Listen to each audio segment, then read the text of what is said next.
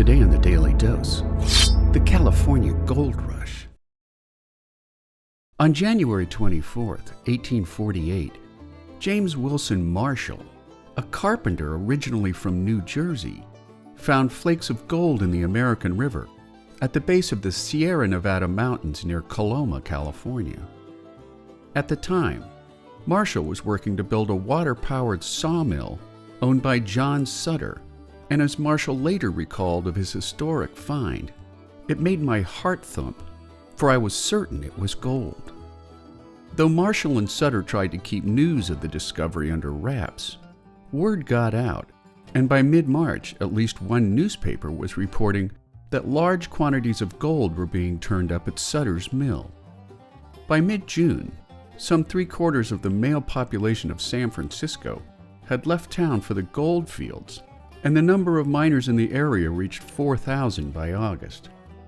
As news spread back east, potential fortune seekers remained skeptical at first, until President James K. Polk addressed a report by Colonel Richard Mason, California's military governor.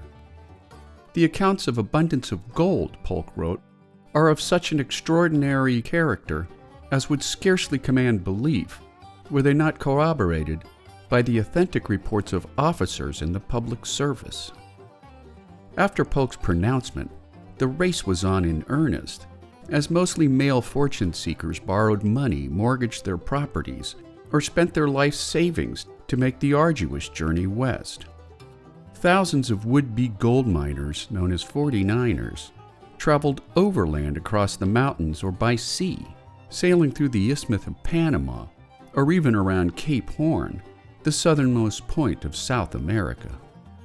By the end of the year, the non-native population of California was estimated at 100,000 people, compared with 20,000 at the end of 1848 and around 800 at the beginning of 48.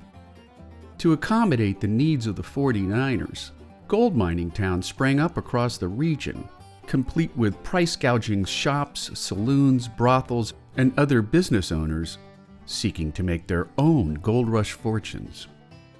The overcrowded chaos in the mining camps and towns grew ever more lawless, including rampant stealing, gambling, prostitution, and violence. After 1850, the surface gold in California had largely been exhausted, even as would-be fortune seekers continued to arrive. As gold became more and more scarce on the surface, the growing industrialization of mining drove many fortune seekers from independence into hourly wage labor. The new technique of hydraulic mining, developed in 1853, brought enormous profits to mine owners, but destroyed much of the region's landscape in return. Though gold mining continued throughout the 1850s, it had reached its peak by 1852, when some $81 million was pulled from the ground, leveling off to around $45 million per year by 1857. Settlement in California continued, however, and by the end of the decade, the state's population topped out at 380,000 non-Native Americans, making the California Gold Rush a steady driver during America's push for westward expansion. And there you have it. The California Gold Rush of 1849. Today on the Daily Dose, get your nerd on with the Daily Dose and learn something new every day. Subscribe to the Daily Dose on YouTube or sign up for emails at dailydosenow.com.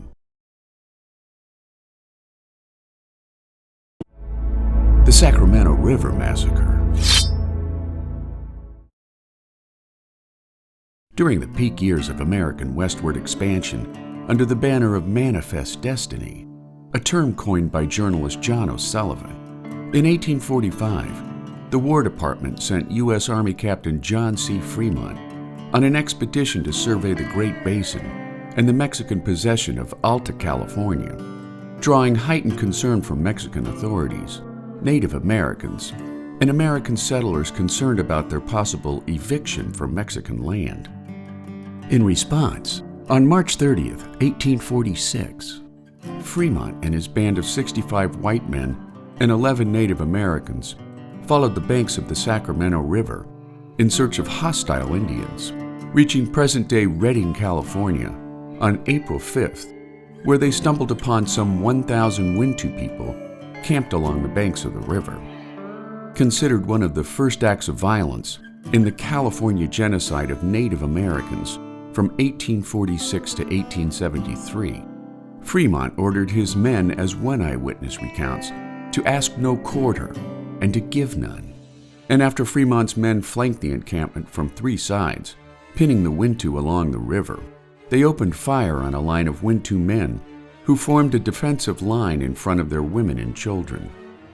Eyewitness Thomas E. Breckenridge later wrote that the settlers charged into the village, taking the warriors by surprise, and then commenced a scene of slaughter which is unequaled in the West. The bucks, squaws, and papooses were shot down like sheep, and those men never stopped as long as they could find one alive. Estimates on the slaughter vary by account, from 175 to more than 700, with an additional 200 dying in the river as they attempted to flee the one-sided massacre.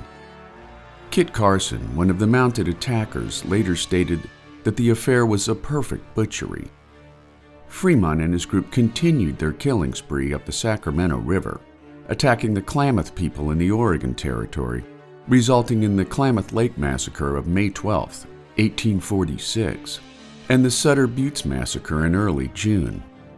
Despite his homicidal acts against Native Americans, Fremont would go on to become the military governor of California in 1847, followed by the first U.S. Senator from California in 1850. 6 years later, Fremont ran for president, losing to Democrat James Buchanan in the election of 1856, making the Sacramento River Massacre a little-known stain on one of the most legendary figures of the American West. Today on the Daily Dose, the great San Francisco earthquake of 1906. On the morning of April 18, 1906, a massive 7.9 magnitude earthquake shook the city of San Francisco, California, delivering a punch 12,000 times more powerful than the bomb exploded over Hiroshima. While the quake lasted less than a minute, it managed to sever gas and water mains, which would soon devastate and burn down nearly 500 city blocks. The earthquake and subsequent fire killed an estimated 3,000 people and left half of the city's 400,000 residents homeless and destitute. To this day, the earthquake and subsequent inferno remains the greatest natural disaster suffered by a North American city. Around 9 a.m., someone living in the Hayes district kindled a fire to cook breakfast, not knowing their chimney had been compromised. Nicknamed the Ham and Eggs Fire, by noon, the resulting conflagration threatened the entire city. Ruptured gas mains quickly spread the fire into full pandemic, while ruptured water mains made it impossible for fire brigades to combat the spreading flames. Among the many landmarks lost was the Palace Hotel, built by Silver Kings Billy Ralston and William Sharon. Enrico Caruso, the famous singer, was staying at the hotel and was forced to flee for his life. Palace bartenders gave away expensive bottles of wine, knowing the hotel would soon burn to the ground. The worst casualties were south of Market, where Ralston and Sharon had used their money and bulldozers to reclaim usable land from the marshy shores of San Francisco Bay. The worst loss of life in the south of Market district was the collapse of the Valencia Hotel, where upwards of 80 people lost their lives. At 2:30 p.m., the last telegraph was sent from San Francisco before the last of the lines were severed by catastrophe. 2:30 p.m., the city's practically ruined by fire. It's within half a block of us. The call building is burned out entirely. The Examiner building just fell in a heap. There's fire all around us and in every direction. Destruction by earthquake. San Francisco's gone. Something frightful. They're blowing up standing buildings that are in the path of flames by dynamite. No water to fight the fire. It's awful. I want to get out of here or be blown up so I can go on to heaven. While half the city lived in tents set up in open spaces and parks, it would take 4 years for the city to rebuild from one of the worst natural disasters the world has ever known. And there you have it, the great San Francisco earthquake of 1906, today on the Daily Dose. Toussaint Charbonneau. Born near Montreal around 1767, free trader, trapper, and explorer Toussaint Charbonneau lived among the Hidatsis and Mandan people for years as a young man, purchasing 2 wives from the Shoshone people, including his now famous wife Sacagawea. After Meriwether Lewis and William Clark arrived into Fort Mandan in late 1804, on March 11, 1805, the 2 explorers hired Charbonneau as their interpreter, and while Charbonneau initially declined their offer, he became the oldest member of the Lewis and Clark expedition at 38 years of age. Departing by boat with Sacagawea and his 55-day-old son Jean-Baptiste, during the 2-year trek to the Pacific Ocean and back, Charbonneau proved to be an excellent chef and a great negotiator with local Native Americans. Yet his skills as a waterman proved to be wildly deficient, and after he nearly capsized a pirogue filled with vital supplies, saved only by Sacagawea's quick thinking, Lewis wrote that Charbonneau was a man of little merit and perhaps the most timid waterman in the world. Upon the expedition's successful conclusion, Charbonneau was paid $533.33 and given a land grant for 320 acres. And since Clark had developed a deep affection for Jean-Baptiste, or Pomp as the young boy was known, Clark offered to raise the boy as his own and pay for his education. After living for the next 3 years with the Mandans, Charbonneau moved the family to Missouri, where he claimed his 320 acres. And after he grew weary of farm life, he sold his land to Clark for $100 before finding work with the Missouri Fur Company in Fort Manuel Lisa in the South Dakota Territory. During his absence, Sacagawea gave birth to a daughter named Lizette before passing away on December 20th, 1812, from an infectious bout of typhus. The following year, Charbonneau formally signed both his children into the custody of Clark. For the remainder of his life, surviving records from the Missouri Territory indicates that he was wildly disliked by others, primarily due to the fact that he repeatedly hired on with rival trading companies, including Lisa's Missouri Fur Company and John Jacob Astor's American Fur Company, while his reputation was further tarnished after he abandoned a third employer, James Kipp, while on a fur trapping expedition in 1834. Over the course of his life, Charbonneau had a total of 5 wives, all Native Americans who were 16 years or younger at the time of their betrothal, marrying his last known wife, a 14-year-old Assiniboine girl, when he was more than 70 years old.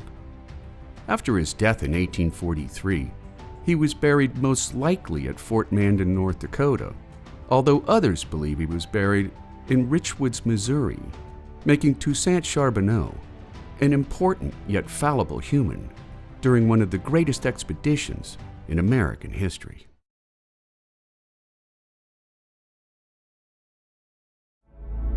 The Transcontinental Railroad. After the nation's first steam locomotive made its appearance in 1830, the east coast of America added 9,000 miles of railroad track over the next 2 decades, linking city upon city as far west as Nebraska. Once gold was discovered in California, followed by the Silver Lode in Virginia City, Nevada, political will combined with the spirit of American entrepreneurship to build the first transcontinental railroad. In 1860, a young engineer named Theodore Judah identified the infamous Donner Pass in Northern California as the best location to transit through the formidable Sierra Nevada mountains. And by 1861, Judah had enlisted a group of investors in Sacramento to form the Central Pacific Railroad Company. After President Lincoln signed the Pacific Railroad Act in 1862, over the next 7 years, the Central Pacific and Union Pacific Railroad companies would race toward each other from Sacramento on the one side to Omaha, Nebraska on the other. Each company would receive 6,400 acres of land, later doubled to 12,800 acres, and $48,000 in government bonds for every mile of track laid. In the West, the Central Pacific was dominated by the Big Four, which comprised ambitious entrepreneurs Charles Crocker, Leland Stanford, Collis Huntington, and Mark Hopkins, each man lacking any prior experience with railroads, engineering, or construction. Disillusioned with his partners, Judah planned to recruit new investors to buy them out, but he caught yellow fever while transiting the Isthmus of Panama and died in November of 1863. Meanwhile, in Omaha, Dr. Thomas Durant illegally captured controlling interest in the Union Pacific Railroad Company, giving him authoritarian rule over the company's forward progress. Once construction began, the company suffered horrific attacks on its workers by Native Americans, including the Sioux, Arapaho, and Cheyenne tribes. Despite these setbacks, the Union Pacific laid tracks across the plains with relative ease, while the Central Pacific struggled through the inhospitable terrain of the Sierras. Ramshackle settlements popped up wherever the railroad went, turning into hotbeds of drinking, gambling, prostitution, and violence, forever cementing the mythology of the Wild West. Built primarily by Chinese and Irish immigrants, the two competing companies would join rails at Promontory Summit, Utah, just north of the Great Salt Lake, some 690 track miles east of Sacramento and 1,086 miles west of Omaha. On May 10, 1869, the Central Pacific and Union Pacific Railroad companies held their Golden Spike ceremony, when Leland Stanford took the first swing at a 17.6 karat gold spike that connected the two opposing approaches of railroad track. Thomas Durant took the second swing and missed, due in large part to a raging hangover from a celebratory party the night before.